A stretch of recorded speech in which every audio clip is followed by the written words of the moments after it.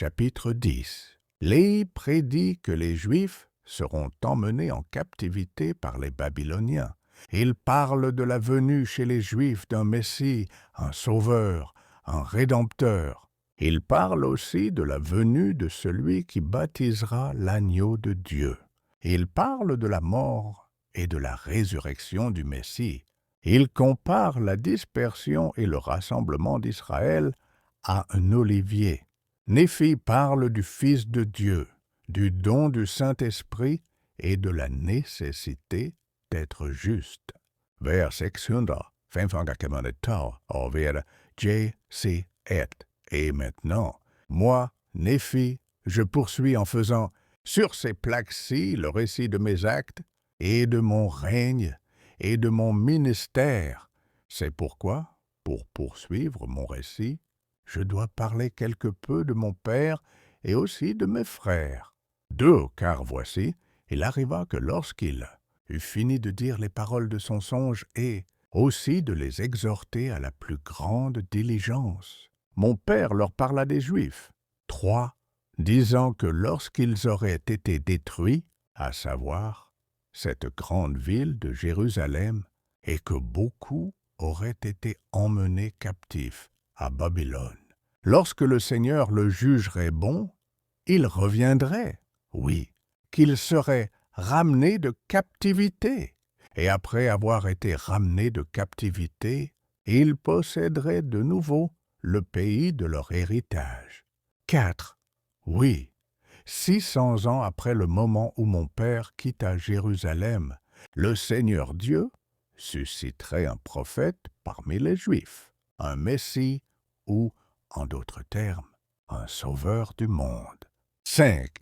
Et il parla aussi des prophètes, du grand nombre d'entre eux qui avaient témoigné de ce qui concernait ce Messie dont il avait parlé, ou de ce Rédempteur du monde.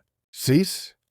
C'est pourquoi toute l'humanité était dans un état perdu et déchu, et le serait à jamais, à moins d'avoir recours à ce Rédempteur. 7. Et il parla aussi d'un prophète qui viendrait avant le Messie pour préparer le chemin du Seigneur.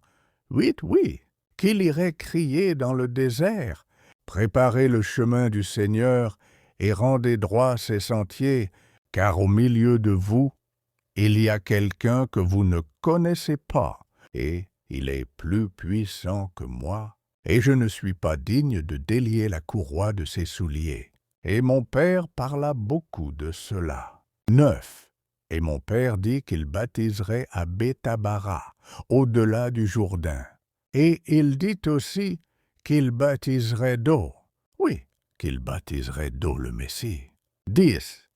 Et lorsqu'il aurait baptisé d'eau le Messie, il verrait et témoignerait avoir baptisé l'agneau de Dieu qui allait ôter les péchés du monde. 11.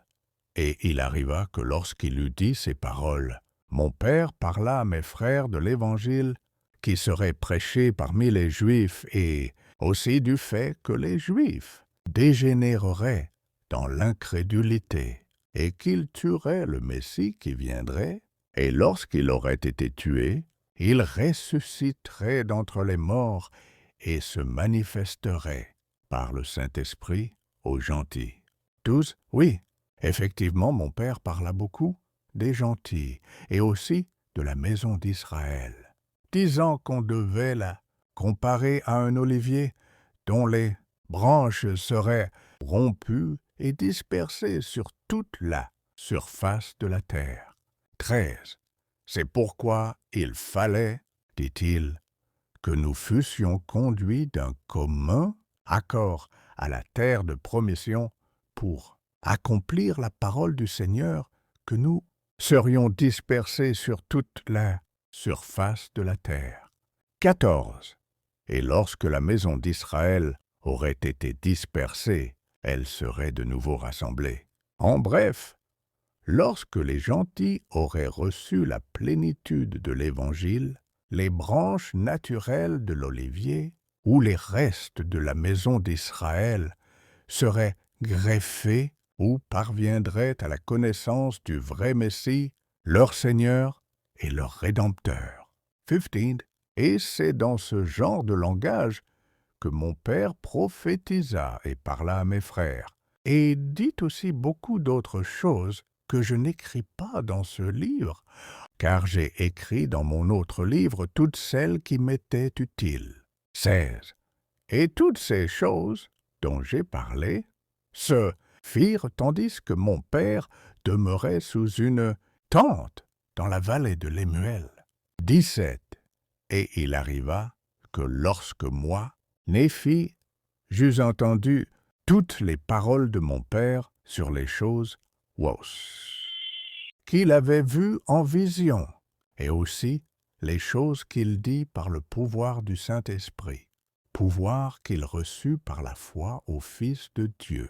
Et le Fils de Dieu était le Messie qui devait venir, moi, Néphi, je désirais voir et entendre et connaître également ces choses par le pouvoir du Saint-Esprit, qui est le don de Dieu à tous ceux qui le recherchent diligemment, aussi bien dans les temps anciens qu'au moment où il se manifestera aux enfants des hommes. 18.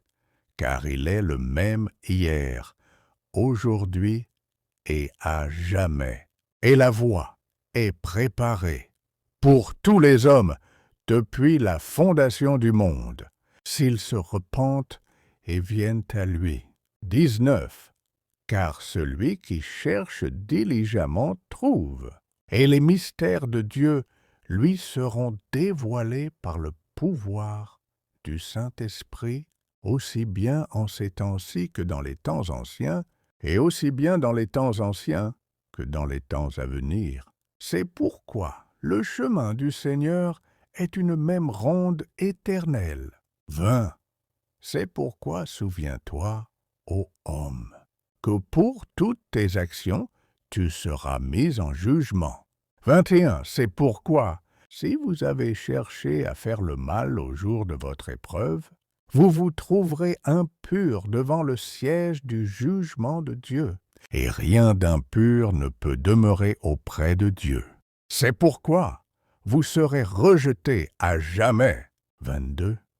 Et le Saint-Esprit me donne l'autorité de dire ces choses, non de me taire.